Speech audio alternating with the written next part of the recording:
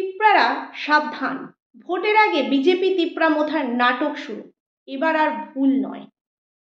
TTA ADC নির্বাচন আসতেই আবার সেই পুরনো খেলা শুরু করেছে তিপ্রা মোথা এবং বিজেপির জোট। প্রদ্যুৎ কিশোর দেববর্মা হঠাৎ করেই বিজেপির বিরুদ্ধে গর্জে উঠল কেন? কারণ কি? তিপ্রারা আর আগের মতন বোকা নয়, এটা কিন্তু বুঝতে হবে। কারণ সবাই জানে বিজেপি এবং তিপ্রা মোথা একই মুদ্রার এপিঠ ওপিঠ। এই মুহূর্তে সবচেয়ে বড় খবর, দ্য বিগ ব্রেকিং নিউজ। আপনারা দেখছেন সঙ্গে প্রগতি। সঙ্গে প্রগতি ইউটিউব চ্যানেলের পক্ষ থেকে সবাইকে স্বাগত জানিয়ে শুরু করছি আজকের প্রতিবেদন। আজকের প্রতিবেদনের মূল বিষয়বস্তু, তিপ্রারা সাবধান হন, ভোটের আগেই বিজেপি এবং তিপ্রা মোথার নাটক শুরু হয়ে গিয়েছে। এবার আর কোনো ভুল নয়। সামনেই টিটিএ এডিসি নির্বাচন আসতেই আবার সেই পুরনো খেলা শুরু হয়ে গেছে তিপ্রা মোথা দলে। প্রদ্যুৎ কিশোর দেববর্মন হঠাৎ করে কি কারণে বিজেপির বিরুদ্ধে গর্জে উঠল, এটা সম্পূর্ণ নাটকীয় নয়। কিন্তু তিপ্রারা অর্থাৎ জনজাতিরা এবার কিন্তু আর আগের মতন বোকা নয়। কারণ সবাই জানে বিজেপি এবং তিপ্রা মোথা একই মুদ্রার এপিঠ ওপিঠ। ভোটের আগে বিজেপির বিরুদ্ধে গরম গরম বক্তৃতা, আর ভোটের পর বিজেপির ঠিক কোলে বসে সুবিধা নেওয়া, এটাই কি তিপ্রা মোথা দলের ঠিক বৈশিষ্ট্য? এটাই কি প্রদ্যুৎ কিশোর দেববর্মনের রাজনীতি?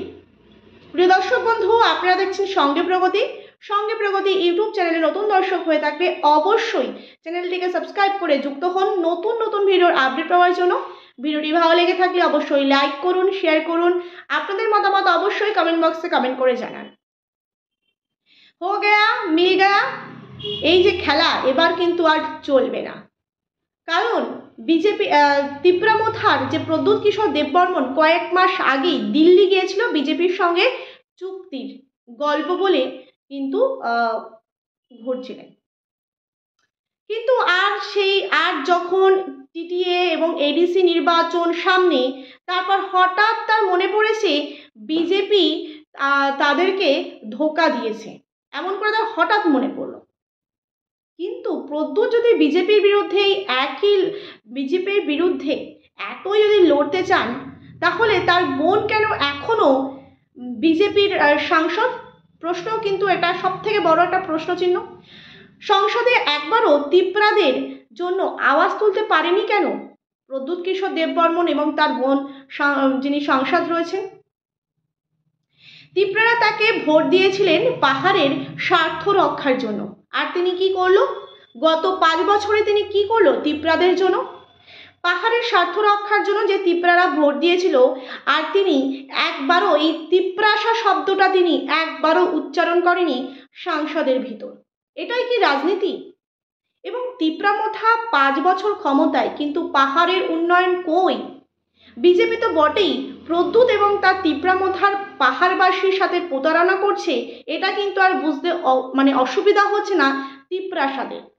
টিটিএ এবং এডিসিতে 5 বছর ক্ষমতায় থেকেও কিন্তু পাহাড়ে এখনো ঠিক মতো নেই হলো জল, বিদ্যুতের সমস্যা, বিদ্যুৎ নেই। 100 দিনের কাজ তো স্বপ্ন, 5 থেকে 10 দিনের কাজের টাকাও কিন্তু মেলেনি, বা টাকা তারা দেয়নি। চাকরির প্রতিশ্রুতি, উন্নয়নের প্রতিশ্রুতি সবই একেবারে ফাঁকা বুলি, এটা কিন্তু বুঝতে হবে। তাহলে প্রদ্যুৎ এখন নাটক করছে কেন হঠাৎ করে? এবং তার দলের অন্যান্য রাজনৈতিক নেতারা তারা কেন হঠাৎ করে নাটক শুরু করলো? কারণ তারা বুঝতে পেরেছে যে তিপ্রাসারা বামেদের দিকে ঝুঁকছে। হ্যাঁ, ঠিকই শুনেছেন, তারা সিপিআইএম এর দিকেই ঝুঁকছে। কারণ বিজেপি চায় না প্রদ্যুৎ পুরোপুরি হারিয়ে যাক, তাই পুরনো খেলা আবার শুরু, নাটকীয়ভাবে আবার সেই পুরনো খেলা শুরু। ভোটের আগে নাটক, ভোটের পর গোপন জোট, তা কিন্তু আর বুঝতে অপেক্ষা নেই।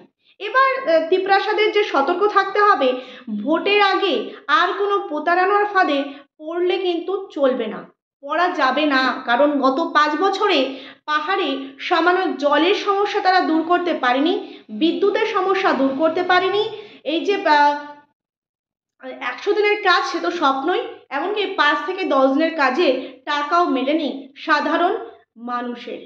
বিজেপি এবং তিপ্রামথার একসঙ্গে গোপন আতাত করেছে, এটা কিন্তু একেবারে সব থেকে সতর্ক কথা। এবং টিটিএ এবং এডিসি দখলে রাখতে আবার কিন্তু মিথ্যা প্রতিশ্রুতি তারা দেবে, অলরেডি তারা কিন্তু শুরু করে দিয়েছে।